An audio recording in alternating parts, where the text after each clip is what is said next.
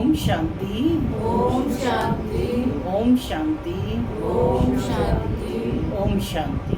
ओम शांति। आज 13 अगस्त 2025 प्रातः मुरली ओम शांति। बाप दादा मधुबन। कहाँ बैठे हो? मधुबन में बाप दादा के सम्मुख बुद्धि से डायमंड हॉल में पहुँच जाए मधुबन। आज की मीठी मधुर मुरली में बाबा ने राज समझाया है कि ब्रह्मा सो विष्णु और विष्णु सो ब्रह्मा का क्या राज है।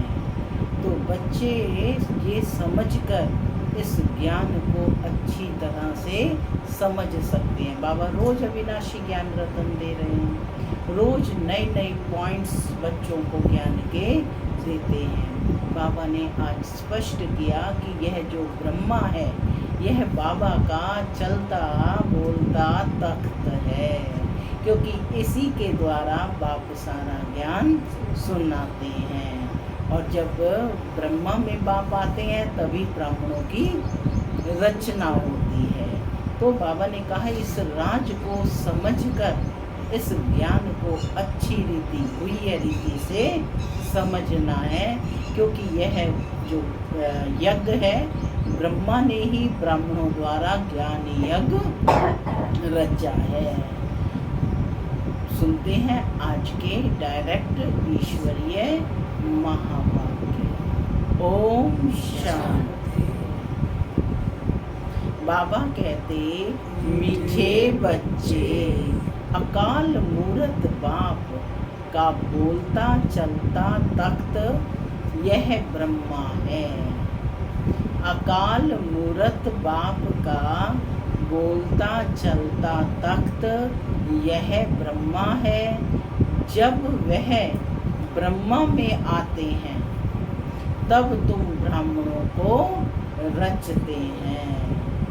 जब वह अर्थात शिव बाबा ब्रह्मा में आते हैं तब तुम ब्राह्मणों को रचते हैं। आज की मुरली से प्रश्न है, अक्लमंद बच्चे किस राज को समझकर ठीक रीति से समझा सकते हैं? अक्लमंद बच्चे किस राज को समझकर ठीक रीति से समझा सकते हैं? किस रीति से? बाबा कहते ब्रह्मा कौन है और वह ब्रह्मा सो विष्णु कैसे बनते हैं? प्रजापिता ब्रह्मा यहाँ है, वह कोई देवता नहीं। ब्रह्मा ने ही ब्राह्मणों द्वारा ज्ञान यज्ञ रचा है। यह सब राज अक्लमंद बच्चे ही समझकर समझा सकते हैं। घोड़े सवार और प्यादे तो इसमें मूंझ जाएंगे। गीत चला ओम नमो शिवाय, ओम नमो शिवाय। ओम शांति माना मैं शांत स्वरूप आत्मा हूँ, शांति मेरा स्वधर्म है। बाबा कहते मीठे बच्चे अब घर वापस जाना है। घर वापस जाना है तो क्या करनी है? तैयारी करनी है। ओम शांति। भक्ति में महिमा करते हैं एक की। अभी गीत सुना ना, महिमा में गाते हैं ना, ओम नमो शिवाय, ओम नमो शिवाय। तुम मात पिता सखा देव है ना, तुम्हारे से ही सब सुख प्राप्त होते हैं। ये भक्ति मार्ग का ही गीत है। तो कहते भक्ति में महिमा करते हैं एक की। अब उस एक को ही ओम नमः शिवाय कह के कहा कि तुम ही मात पिता सखा बंधु सब हो। महिमा तो गाते हैं ना, परंतु न उनको जानते हैं न उनके यथार्थ परिचय को जानते हैं। यथार्थ माना सत्य परिचय को जानते हैं। अगर यथार्थ महिमा जानते तो वर्णन जरूर करते। तुम बच्चे जानते हो कि ऊंच ते ऊंच है भगवान, चित्र मुख्य है उनका। ब्रह्मा की संतान भी होगी ना, तुम सब ब्राह्मण ठहरे।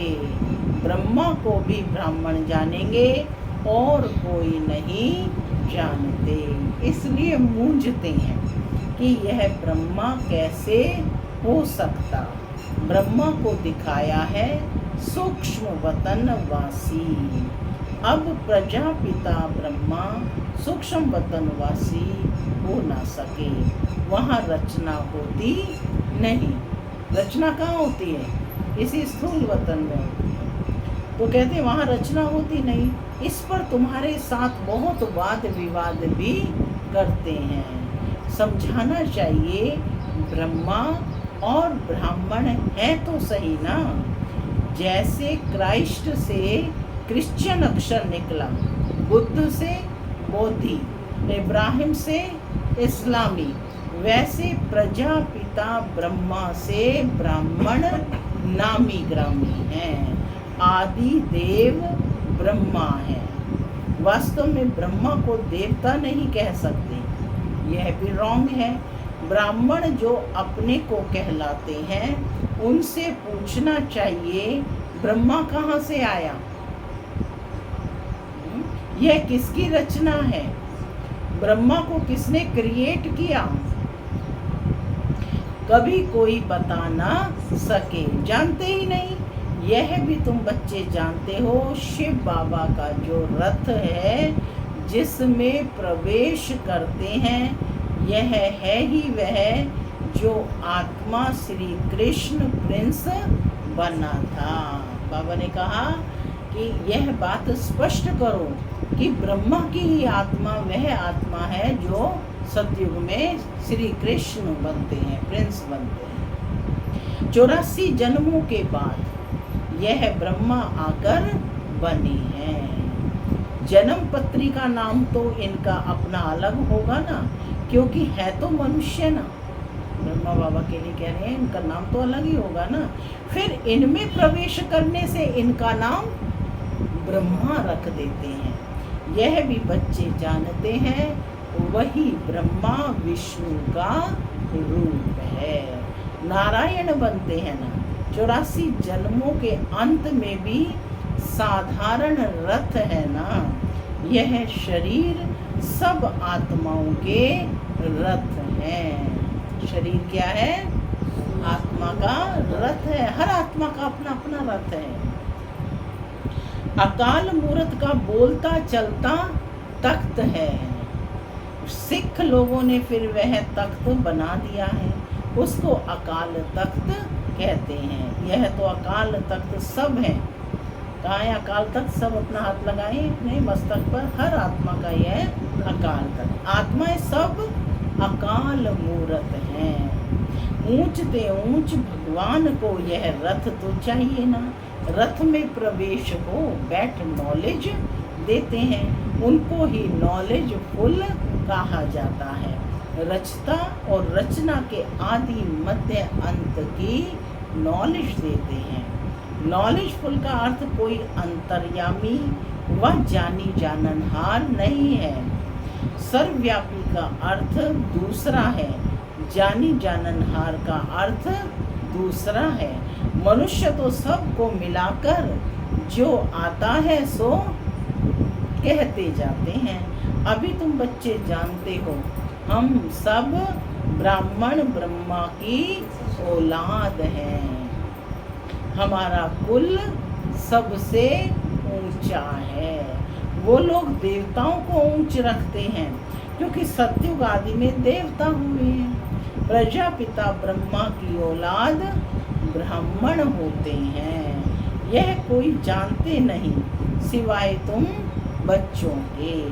उनको पता भी कैसे पड़े, जबकि ब्रह्मा को सूक्ष्म वतन में समझ लेते हैं। वह जिस्मानी ब्राह्मण अलग है जो पूजा करते हैं, धामा खाते हैं। तुम तो धामा आदि नहीं खाते हो। ब्रह्मा का राज अभी अच्छी रीति समझाना पड़ता है। बोलो, और बातों को छोड़, बाप जिससे पतित से पावन बनना है उनको पहले याद करो। किसकी याद से पतित से पावन बनेंगे? शिव बाबा की याद से। तो बाबा कहते हैं और सब बातों को छोड़ो, शिव बाबा को याद करो, जिससे आप पतित से पावन बनेंगे। फिर ये बातें भी समझ जाएंगे, और फिर जब ज्ञान सुनते रहेंगे तो धीरे धीरे ये सब बातें भी समझ में आएंगी। थोड़ी बात में संशय पड़ने से बाप को ही छोड़ देते हैं। पहली मुख्य बात है अलफ और बे।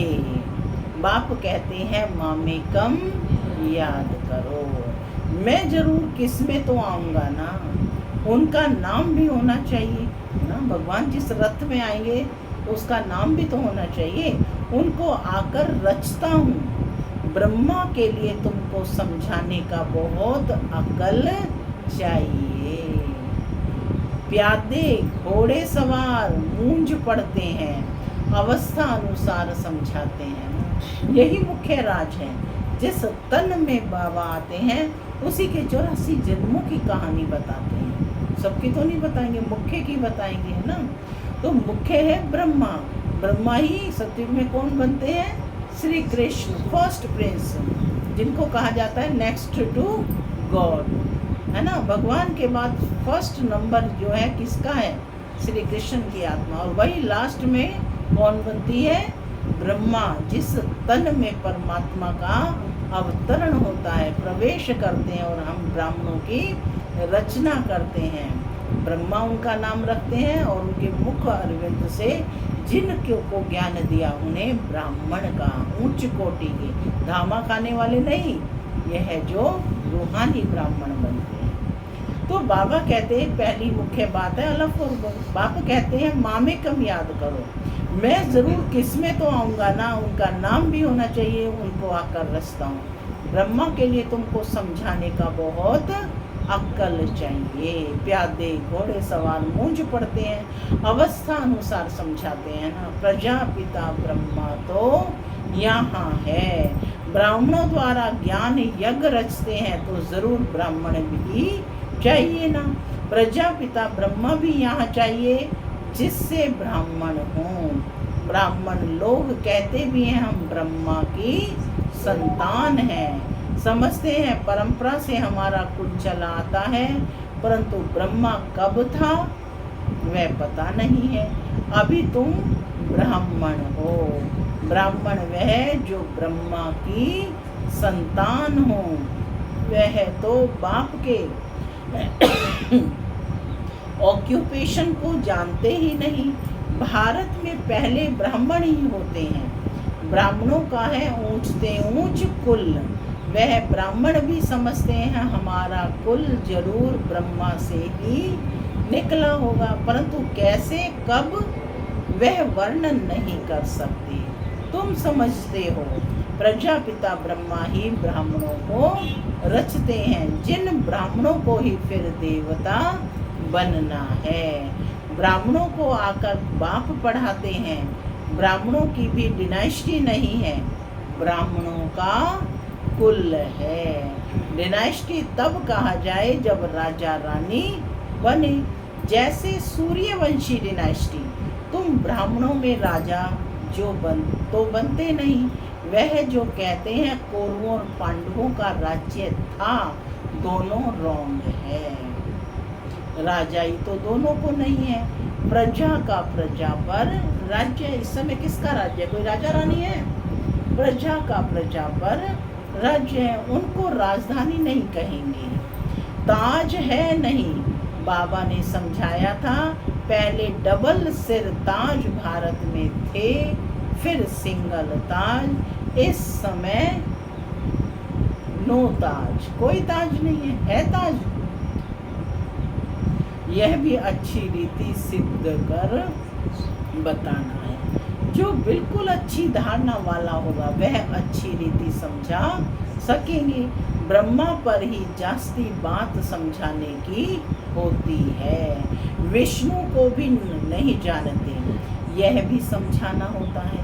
बैकुंठ को विष्णुपुरी कहा जाता है, अर्थात लक्ष्मी नारायण का राज्य। श्री कृष्ण प्रिंस होगा तो कहेंगे ना कि हमारा बाबा राजा है। ऐसे नहीं कि श्री कृष्ण का बाप राजा नहीं हो सकता। श्री कृष्ण प्रिंस कहलाया जाता है तो जरूर राजा के पास जन्म हुआ है। साहूकार पास जन्म ले तो प्रिंस थोड़े ही कहलाएंगे। विचारणीय प्रश्न है ना। राजा के पद और साहूकार के पद में रात दिन का फर्क हो जाता है। श्री कृष्ण के बाप राजा का नाम ही नहीं है। श्री कृष्ण का कितना नाम वाला है। बाप का ऊंच पद नहीं कहेंगे, वह सेकंड क्लास का पद है जो सिर्फ निमित्त बनते हैं।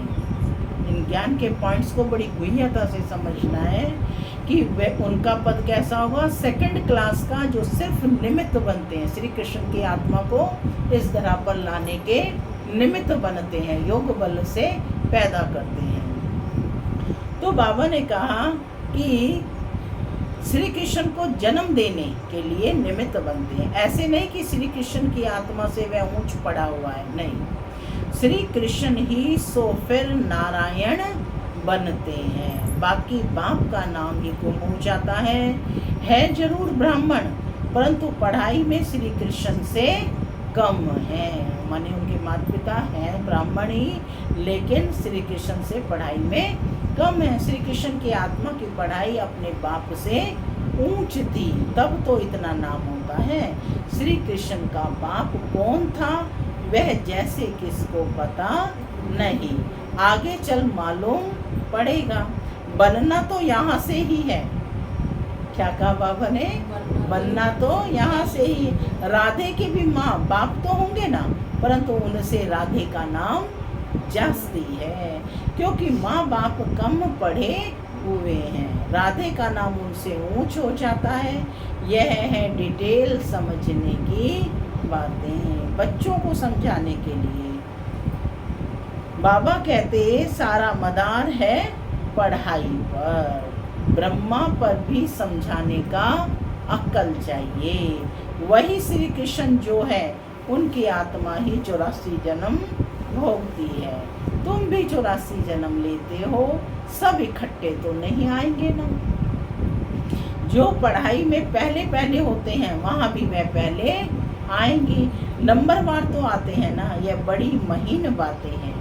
कम बुद्धि वाले तो धारणा कर ना सके, नंबरवार जाते हैं। तुम ट्रांसफर होते हो नंबर वार। कितनी बड़ी क्यू है जो पिछाड़ी में जाएगी। नंबर वार अपने अपने स्थान पर जाकर निवास करेंगे। कहाँ पर? परम धाम में। आत्मा बिंदु मिश्र देख रहे हैं चित्र, कितनी बड़ी क्यू है जो पिछाड़ी में जाएगी। नंबर वार अपने अपने स्थान पर जाकर निवास करेंगे। सबका स्थान बना हुआ है, सबकी कुर्सी फिक्स है ना, सबका स्थान बना हुआ है। यह बड़ा वंडरफुल खेल है, परंतु कोई समझते नहीं है। इनको कहा जाता है कांटों का जंगल। क्या है ये दुनिया?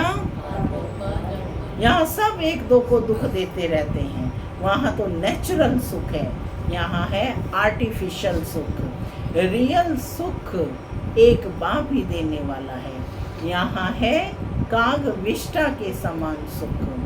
दिन प्रतिदिन तमो प्रधान बनते जाते हैं। कितना दुख है। कहते हैं बाबा माया के तूफान बहुत आते हैं, माया उलझा देती है, दुख की फीलिंग बहुत आती है। सुख दाता बाप के बच्चे बनकर भी अगर दुख की फीलिंग आती है तो बाप कहते हैं बच्चे यह तुम्हारा बड़ा कर्म भोग है। क्या कहा बाबा ने? फिर से बोलो क्या? फिर से सुनो। बाबा ने कहा बाबा माया, बाबा कहते हैं बाबा माया के तूफान बहुत आते हैं, बच्चे बाप से कहते हैं। तो बाबा क्या राय दे रहे हैं? बाबा कहते हैं माया उलझा देती है, दुख की फीलिंग बहुत आती है। सुख दाता बाप के बच्चे बनकर भी अगर दुख की फीलिंग आती है तो बाप कहते हैं बच्चे यह तुम्हारा बड़ा कर्म हो। बाप के बने फिर भी दुख की फीलिंग, अब तो समझ ही मिली ना, लेकिन फिर भी दुख की फीलिंग आई तो यह तुम्हारा बड़ा कर्म भोग है। जब बाप मिला तो दुख की फीलिंग नहीं आनी चाहिए। जो पुराने कर्म भोग हैं उसे योग बल से चुकतो करो। परिस्थितियां तो आएंगी ना। अगर योग बल नहीं होगा तो मोचरा खाकर चुकतू करना पड़ेगा। मोचरा मारते हैं ना, माने सजा खाकर ना, कर्म भोग तो चुकतू करना पड़ेगा। जो किए कर्म का फल तो लेना ही पड़ेगा। मोचरा और मानी तो अच्छा नहीं है, माने पहले सजा मिली फिर थोड़ा सम्मान हुआ। जैसे बच्चा फेल हुआ, कंपार्टमेंट आई, फिर बाद में पास हो गया। तो बाबा ने कहा मोचरा और मानी तो अच्छा नहीं, अर्थात सजा खाकर पद पाना अच्छा नहीं। पुरुषार्थ करना चाहिए, नहीं तो फिर ट्रिब्यूनल बैठती है। फिर ट्रिब्यूनल बैठेगी, ये किया, इसकी ये सजा। प्रजा तो ढेर है, यह तो ड्रामा अनुसार सब गर्भ जेल में बहुत सजाएं खाते हैं। सजाएं कहाँ मिलती हैं? गर्भ जेल। आत्माएं भटकती भी बहुत है। कोई आत्मा बहुत नुकसान करती है, जब तक उसको दूसरा शरीर ना मिले आत्मा भटकती है। तो बाबा कहते हैं कोई आत्मा बहुत नुकसान करती है। जब कोई में अशुद्ध आत्मा का प्रवेश होता है तो कितना हैरान होते हैं। नई दुनिया में ये बातें होती नहीं। अभी तुम पुरुषार्थ करते हो, हम नई दुनिया में जाएं। वहाँ जाकर नए नए महल बनाने पड़ेंगे। राजाओं के पास जन्म लेते हो जैसे श्री कृष्ण जन्म लेते हैं, परंतु इतने महल आदि सब पहले से थोड़े ही होते हैं। वह तो फिर बनाने पड़े। कौन रचते हैं? जिनके पास जन्म लेते हैं। गाया हुआ भी है, राजाओं के पास जन्म होता है। क्या होता है सो तो आगे चल देखना है, अभी थोड़े ही बाबा बताएंगे। वह फिर आर्टिफिशियल नाटक हो जाए, इसलिए बताते कुछ भी नहीं है। ड्रामा में बताने की नूंद नहीं है। बाप कहते हैं मैं भी पाठधारी हूँ, आगे की बातें पहले से ही जानता होता तो बहुत कुछ बतलाता। बाबा अंतर्यामी होता तो पहले से बताता। बाप कहते हैं नहीं, ड्रामा में जो होता है उनको साक्षी हो देखते चलो और साथ साथ याद की यात्रा में मस्त रहो। कहने का क्या भाव है? वर्तमान को सफल करो तो भविष्य अपने आप ही अच्छा होगा। ठीक है, इसमें ही बाबा कहते हैं बच्चे याद की यात्रा में ही फेल होते हैं। ज्ञान कभी कम जास्ती नहीं होता, याद की यात्रा ही कभी कम और कभी जास्ती होती है। ज्ञान तो जो मिला है सो है ही। याद की यात्रा में कभी उमंग रहता, कभी ढीला, नीचे ऊपर यात्रा होती है। ज्ञान में तुम सीढ़ी नहीं चढ़ते, ज्ञान को यात्रा नहीं कहा जाता, यात्रा है याद की। पॉइंट नोट कर लो, यात्रा है याद की। बाप कहते हैं याद में रहने से तुम सेफ्टी में रहेंगे, देह अभिमान में आने से तुम बहुत धोखा खाते हो, विकर्म कर देते हो। काम महा शत्रु है, उनमें फेल हो पड़ते हैं। क्रोध आदि की बाबा इतनी बात नहीं करते। किसकी बात करते हैं? काम की, वासना की। काम महाशत्रु है, उनमें फेल हो पड़ते हैं। क्रोध आदि की बाबा इतनी बात नहीं करते। ज्ञान से या तो है सेकंड में जीवन मुक्ति, या तो फिर कहते सागर को शाही बनाओ तो भी पूरा नहीं हो, या तो सिर्फ कहते अलफ को याद करो। याद करना किसको कहा जाता है? यह थोड़े ही जानते हैं। कहते हैं कलयुग से हमको सतयुग में ले चलो। पुरानी दुनिया में है दुख। देखते हो बरसात में कितने मकान गिरते रहते हैं, कितने डूब जाते हैं। बरसात आदि है, नेचुरल कैलेमिटीज भी होंगी। ये सब अचानक होता रहेगा। कितने कुंभकर्ण की नींद में सोए हुए हैं, विनाश के समय जागेंगे। बाबा पूछ रहे हैं फिर क्या कर सकेंगे? मर जाएंगे।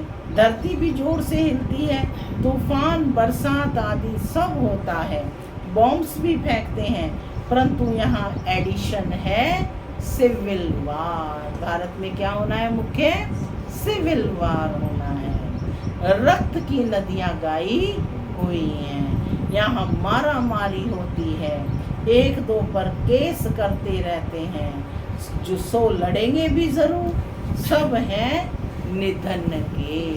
सब कैसे हैं? निधन के, जिनका कोई धनी धोनी नहीं है, अर्थात अपने आत्मा को अपने बाप की पहचान नहीं है। पहचान होती तो फिर लड़ते ही नहीं। तुम हो धनी के, बाकी सब है निधन के, और जिन्होंने पहचान लिया वो कौन है? धनी के। कोई लड़ाई आदि तुमको नहीं करनी है। ब्राह्मण बनने से तुम धनी के बन गए हो। धनी बाप को या पति को कहते हैं। शिव बाबा तो पतियों का पति है। सगाई हो जाती है तो फिर कहते हैं हम ऐसे पति के साथ कब मिलेंगी। आत्माएं कहती हैं शिव बाबा हमारी तो आपसे सगाई हो गई सबकी सगाई शिव बाबा से। अब आपसे हम मिले कैसे? कोई तो सच लिखते हैं और कोई तो बहुत छिपाते हैं, सच्चाई से लिखते नहीं कि बाबा हमसे यह भूल हो गई, क्षमा करो। अगर कोई विकार में गिरा तो बुद्धि में धारणा हो नहीं सकती। बाबा कहते हैं तुम ऐसी कड़ी भूल करेंगे तो चकनाचूर हो जाएंगे। तुमको हम गोरा बनाने के लिए आए हैं, फिर तुम काला मुंह कैसे करते हो? भल स्वर्ग में आएंगे, पाई पैसे का पद पाएंगे, राजधानी स्थापन हो रही है ना। कोई तो हार खाकर जन्म जन्मांतर पद भ्रष्ट हो जाते हैं, कहेंगे बाप से तुम यह पद पाने आए हो। बाप इतना ऊंच बने, हम बच्चे फिर प्रजा थोड़े ही बनेंगे। बाप गद्दी पर हो और बच्चा दास दासी बने, कितनी लज्जा की बात है। पिछाड़ी में तुमको सब साक्षात्कार होंगे, फिर बहुत पछताएंगे नाहिक ऐसा किया। सन्यासी भी ब्रह्मचर्य में रहते हैं तो विकारी सब उनको माथा टेकते हैं। पवित्रता का मान है, किसकी तकदीर में नहीं है तो बाप आकर पढ़ाते, फिर भी गफलत करते रहते हैं, याद ही नहीं करते, बहुत विकर्म बन जाते हैं। तुम बच्चों पर अब है बृहस्पति की दशा, इससे ऊंच दशा और कोई होती नहीं। दशाएं चक्कर लगाती रहती हैं तुम बच्चों पर। अच्छा, मीठे मीठे सिकिल दे बच्चों प्रति बाप दादा का याद प्यार और गुड मॉर्निंग। रूहानी बाप की रूहानी बच्चों को नमस्ते।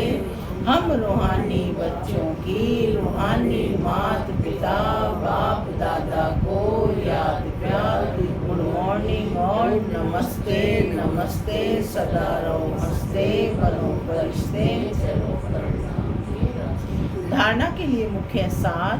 पहला, इस ड्रामा की हर सीन को साक्षी होकर देखना है। एक बाप की याद में मस्त रहना है। याद की यात्रा में कभी उमंग कम ना हो।